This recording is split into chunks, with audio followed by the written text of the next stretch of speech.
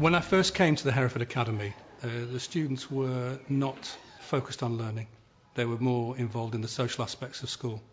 First and foremost, it was about making sure that learners had a good deal and that we met their needs and started to achieve what they needed to achieve, and making people think about, okay, what are we going to give young people here that will make a difference? So we started to look at ways in which they would learn and develop good learning practices within them first and foremost, and then thinking about how we could build the content, the knowledge and the skills around that. Think about the skills you need throughout the day. Make sure you have the best players in your army for those skills, okay? Because you want to win, yeah? Yes! You want to beat the other players in this group, yeah? Yes! We asked the question, what type of learner were we trying to develop at Key Stage 3?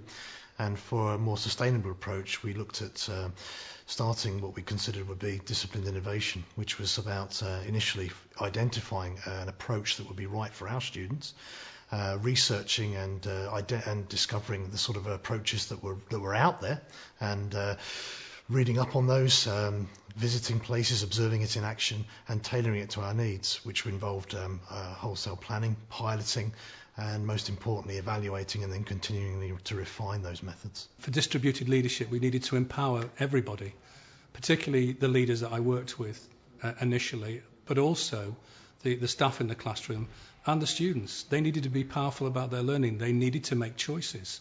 And if you don't give people choices about things they want to do, then they will not really own what the sort of process they're involved in. Right from the beginning, we wanted staff to come on board for themselves and because they believed in what we were doing. The air was electric with ideas and how much thought the staff had already put into what sort of things they wanted to be part of this curriculum. We were asked to come in on Saturday mornings for 5 hours. Yeah, there was a really, really good team atmosphere that was generated, and just it was really nice to be able to spend time with people from other departments as well. Yeah, that was the best thing. Yeah. Actually, wasn't it? Yeah, it was quite open to begin with. It was. Yeah. In that we could take our ideas and what we knew about to make us have confidence in the new curriculum. They asked for our ideas and what we knew about.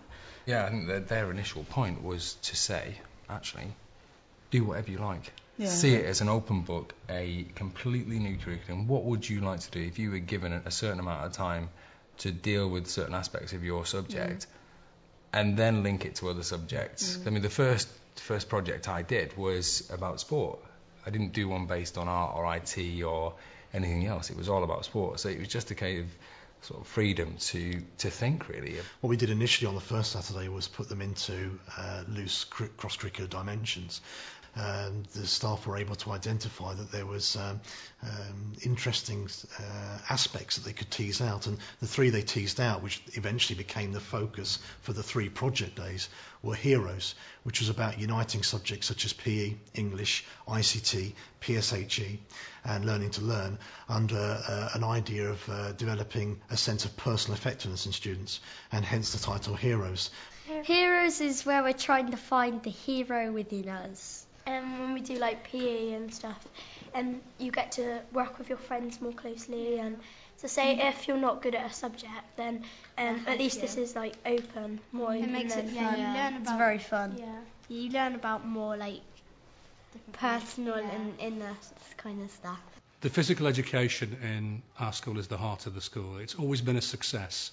You look back over the checkered years of this school, and it's always been a successful part of the school. It's always something that the young people have been proud of. And I believe that physicality, which is quite a lot of our learners anyway, through their kinesthetic learning, enjoy sport, they enjoy the challenge, they enjoy that physical challenge. It has been an important driving part of everything that we've done here, because we can always refer back to those particular teachers and those particular lessons as models of good practice, of ways forward, and of allowing young people to aspire when the barriers are not there for them. Keep going, well done. Earlier in the year I did a Mini Cooper run where we had to run round the tennis courts in 12 minutes, and afterwards we looked at our heart rates and what our muscles felt, and was our face flushed, and we looked at the short term and long effects of that was.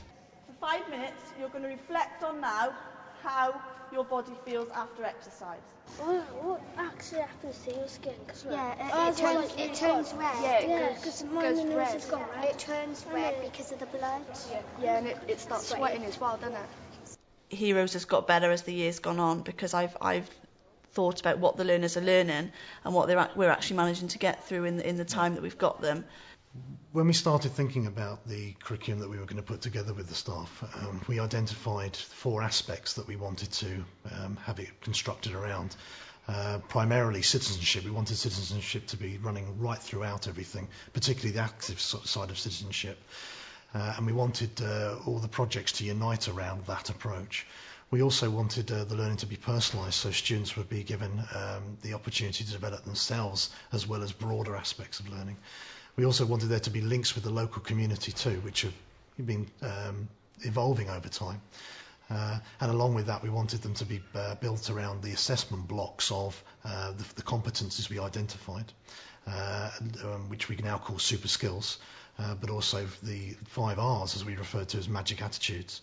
And we feel that the attitudes are about what lies beneath the learning in terms of getting students to be ready and successful for learning, and that the competency skills, the managings, are what we want students to become successful as independent learners. Magic attitudes has helped me because it kind of sets you up for later in life. You use the magic attitudes in PE because, like, if you're using relationships, because if you're playing netball, you need to work with people around you to be able to score that goal.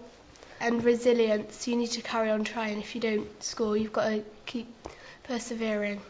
Beyond measuring simply through 5A stars to C, we've been looking at a whole range of aspects, for example, attendance, noticing how attendance has risen substantially over the time that we've actually been trialling these, even down to seeing how students are also engaged in learning. We do that readily through student surveys at certain points throughout the year, where students are asked about how they feel about what's going on in the classroom and throughout the projects. And in fact, through the course of the year, we've even amended the provision that we have for students in light of what they say. So, for example, students last year in Year 7 were consulted about where they felt the Year 8 should go, and students wanted actually a slight reduction in terms in Year 8 in terms of the project days to allow them to have greater access on a regular basis to the key skills that they would have access to, but also in terms of students feeling that they could have a greater subject knowledge and develop more subject-specific skills by maybe just pairing subjects together in Year 8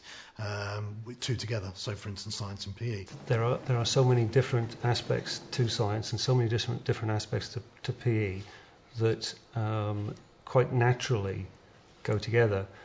What we're finding with the PE is that because they've done the science practically in a PE setting, they're then starting to develop with their PE. They're asking questions about why is my body reacting the way it is when they're doing different types of sporting activity.